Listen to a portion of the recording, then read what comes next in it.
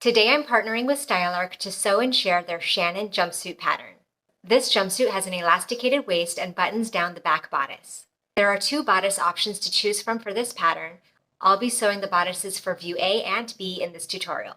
I've left a link to the pattern below so you can check out all the details, grab a copy, and sew along with me. Grab that pattern, cut out your fabric, mark your notches, and let's get started. We're going to be constructing both bodices in this video, and we'll start with view A. Cut your center back interfacings and place them right along those center backs for both center back pieces. Now grab your bodice piece and we're going to prepare our front darts. Fold your dart in half and pin through one dart leg and out the other. Now we're going to take the darts to the sewing machine and sew from the outside edge to the point, leaving thread tails at the point so that we can tie them in knots.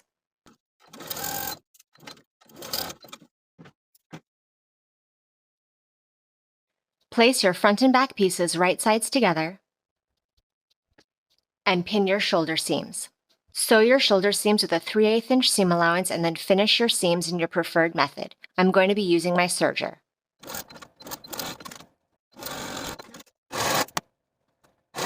Now we're going to take our back pieces to the ironing board and fold back this interface section to the right side, right along that inner edge of our interfacing, and give that a good press. Do this for both back bodices. Additionally, you're going to take the outside edge of your center back and fold it to the wrong side by 3/8 of an inch, and do this for both center backs. Fold your neck binding in half, wrong sides together, and pin the long edges together all the way across. Baste the raw edges of your binding in place with about 1/8 of an inch seam allowance. Now we can start attaching our neck binding to the neckline. We're going to align the raw edges with the binding with the raw edges of the neckline. With the folds of our back bodice still in place, place the short edge of your neckline on top of the 3/8 inch edge fold back of the back bodice and pin in place. I've gone ahead and marked the center of my neckband as well as the center front of my neckline. Match the 2 pins and pin in place. And then I'm going to pin my neckband to the opposite center back in the same way as I did for the other side, folding back those creases and pinning the short edge of the neckband over that 3/8 inch fold back. Now we can continue securing the rest of the neckband in place. Now we're going to sew this neckline with a 1/4 inch seam allowance all the way from the very edge all the way across to the opposite edge.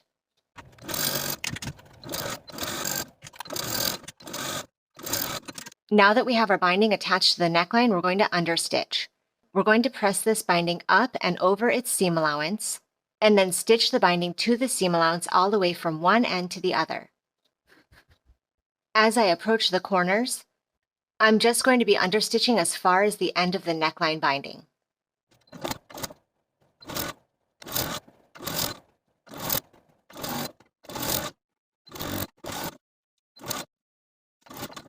Now that our neckband is top stitched, we can turn it to the inside of the garment along its original seam and pin in place all the way across. We can also turn our center backs right side out and poke out those corners.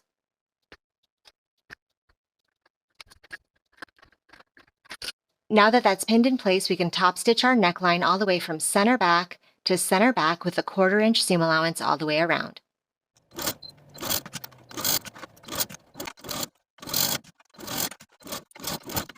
Now on the inside of the garment, we're going to fold that facing to the wrong side and tuck under that 3/8 of an inch fold to the wrong side as well, and then pin that tucked under portion all the way from top to bottom.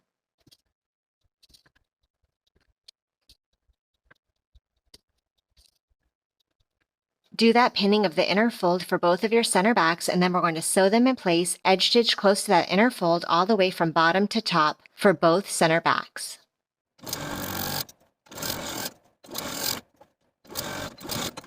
Now we're going to prepare and apply our armhole bindings in the same exact way as we did for the neckline binding. Fold your binding in half, wrong sides together, and pin the edges, and baste your edges in place.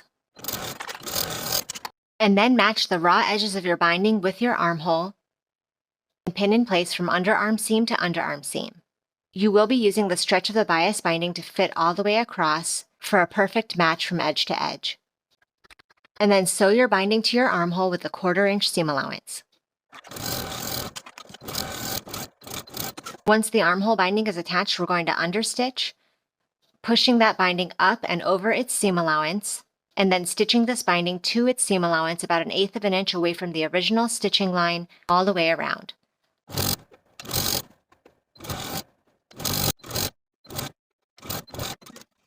And once that's understitched, we're going to turn the binding to the inside of the garment along its original seam line and pin in place from underarm seam to underarm seam. And then top stitch that binding in place all the way across with the 1/4 inch seam allowance.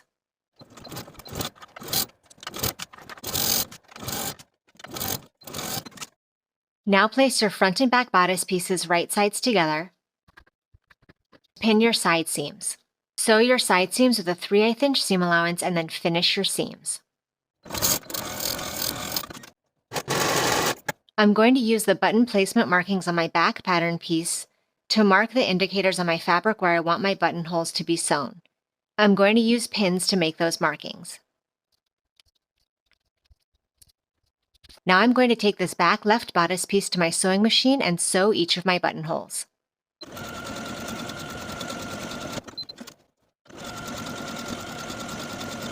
Now with my buttonholes sewn and opened up, I can mark on the opposite side on the right back bodice where I want my buttons to go. And then I can sew my buttons in place. Now that my buttons are sewn, I'm going to match the center back notches on the bottom of both of my back pieces and pin in place. Now I'm going to baste the edges of the center back together to keep them in place before we attach them to the pants. Now I'm going to sew the bodice for view B for those of you who are doing that option. We're going to apply our interfacings to the center backs just as we did for view A, aligning your interfacing with the edges and fusing in place.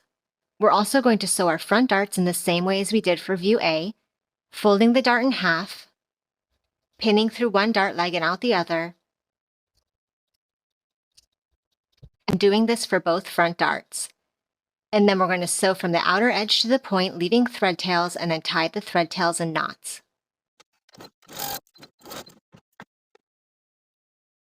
Before we sew these two front bodice pieces together, I want to finish the edges separately. Using a zigzag stitch or your serger, finish those center front edges. Place your front bodice pieces right sides together and pin together your center front seam. Now we're going to sew our seam with a 1/4 inch seam allowance. We're going to start at the bottom and stop a 1/4 of an inch from the top edge, back stitching to secure. Press that center front seam open. Now place your front and back pieces right sides together and pin your shoulder seams. Sew your shoulder seams with a 3/8 inch seam allowance and finish your seams. Place your front facing pieces right sides together and pin your center front seam. We're going to sew the center front seam in the same way as we did for the center front of the bodice, starting from the bottom and sewing toward the top, stopping a 1/4 of an inch away from the top edge, and back stitching to secure. Press your center front seam open, and then place your front and back facings right sides together, matching your shoulder seams and pin in place. Sew your shoulder seams with a 3/8 inch seam allowance and press your seams open. Here are the top edges of my back bodice pieces.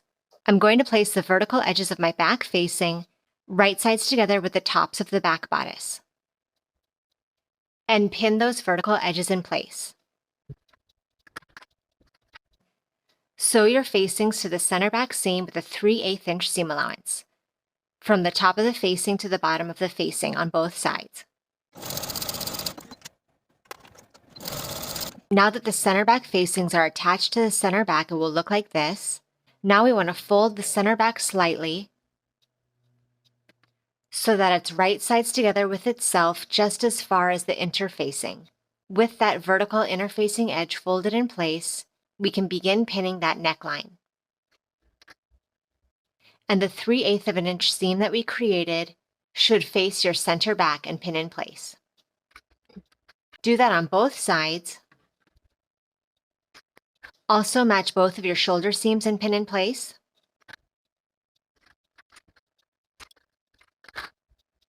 And then we can completely pin the V of our front bodice. Now we're going to sew the facing to the neckline with a 1/4 inch seam allowance starting at the very edge, working our way around that curve. And when you get to the bottom of your V, pivot your stitching and come all the way back up until you're back at the opposite center back.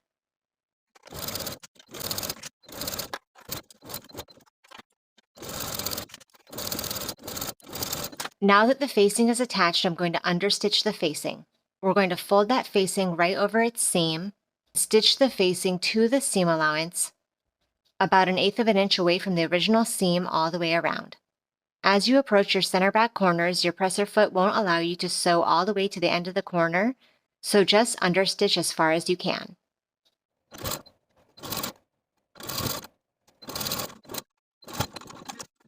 For the view B neckline, the pattern does not call for top stitching after we've understitched, so it's up to you whether or not you want to add that top stitching at this point.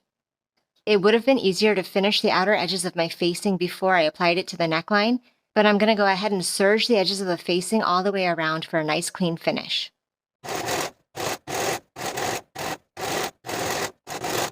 I've gone ahead and pressed the outer edges of my back facing to the wrong side by 3/8 of an inch from top to bottom, and I've done this on both sides. And now with the main facing turned to the inside of the garment right along the edge of that interfacing, I'm going to pin that folded 3/8 in place from top to bottom. Do this for both of your center backs, and then edge stitch close to that inner folded edge from bottom to the top of your center back.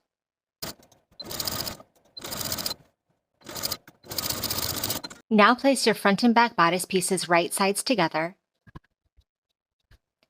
and pin your side seams. Sew your side seams with a 3/8 inch seam allowance and then finish your seams. I've gone ahead and pressed memory creases into the bottom of both of my sleeves.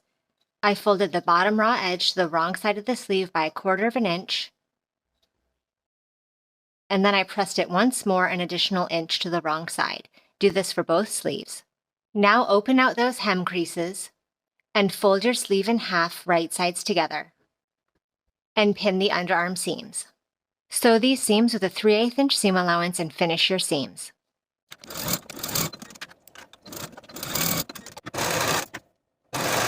Now that that seam is sewn, we can fold the hem of the sleeve and make sure that that 1/4 inch crease is tucked to the inside and pin in place all the way around. Once it's pinned, sew close to that inner fold all the way around to hem your sleeve, and do this for both sleeves.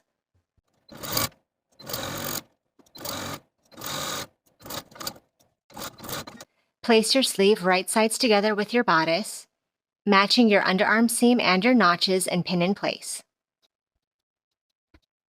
Match the notch at the top of your sleeve with your shoulder seam and pin in place. Continue pinning all around the armhole. If you're having difficulty fitting the sleeve cap into the armhole, sew basting stitches all around the upper edge of the sleeve, and then pull the edge of those stitches to help you ease the top of the sleeve into the armhole. Once your sleeves are pinned into your armholes, take it to your sewing machine and sew all around each sleeve with a 3/8 inch seam allowance, and then finish your seams.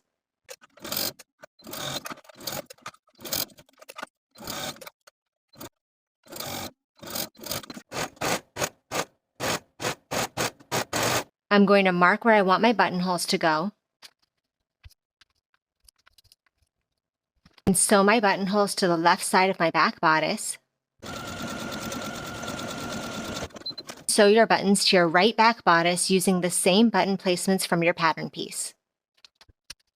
And then align the notches at the bottom of your placket at your center back and pin in place.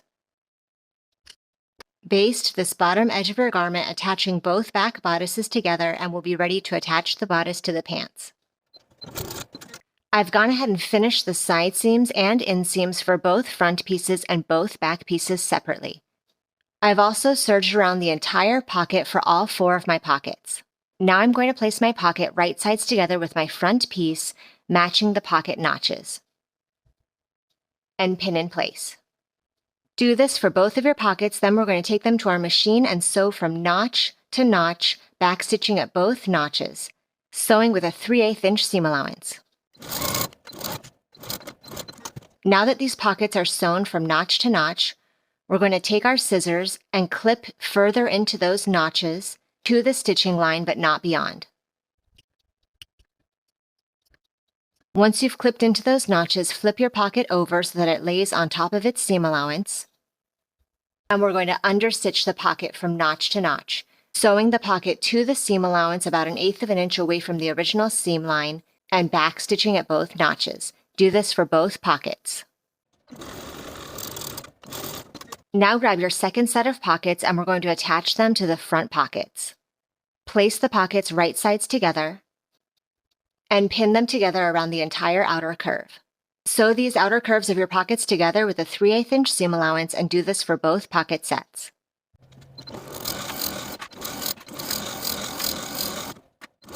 Now tuck your pocket underneath your front pant.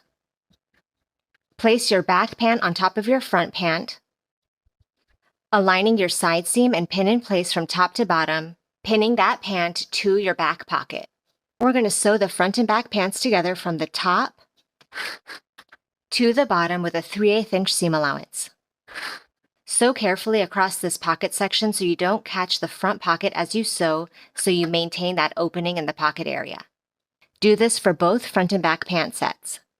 Here are my front and back pieces joined at the side seam, with the pocket now finished. Place these front and back pieces right sides together and pin together the inseam. Do this for both sets of pant legs and sew the seams from top to the hem with a 3/8 inch seam allowance. Turn one of your pant legs right side out and place it inside the other pant leg, which is wrong side out. Now that the front and back crotch seams are right sides together, pin them in place. Sew the crotch seam with a 3/8 inch seam allowance from waistline to waistline, and then finish your seams.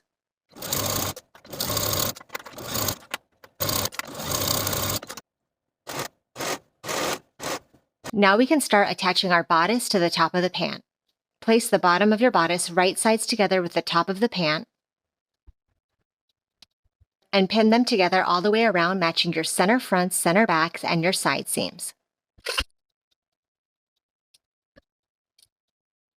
Now that I have my waistline pinned all the way around, I'm going to take it to my sewing machine and sew all the way around with a 5/8 inch seam allowance, and then finish my outer edges.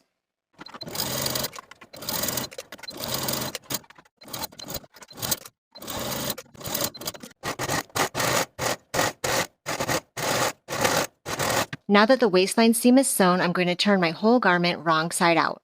Now we're going to take this waistline seam that we just created and press it up toward the bodice. Then we're going to edge stitch close to these serging stitches, stitching the seam allowance to the bodice all the way around. When you get back to where you started your stitching, leave a gap of about 2 inches so that we can insert our elastic.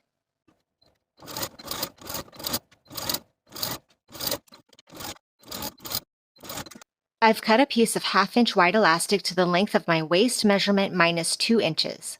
Now I'm going to attach a safety pin to one end of the elastic and draw it through the casing through the opening I left in my stitching.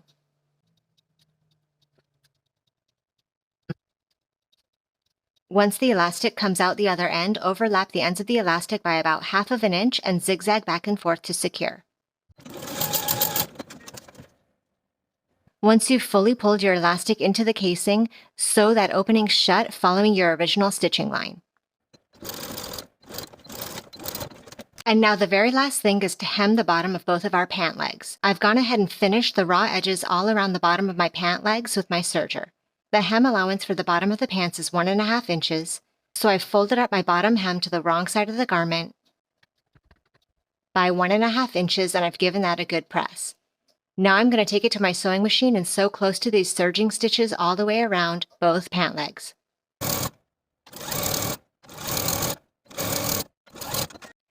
And now you're all done with your jumpsuit. Thank you for watching this sew along. Make sure you check out my other videos for more great sewing tutorials, and I'll see you in the next video.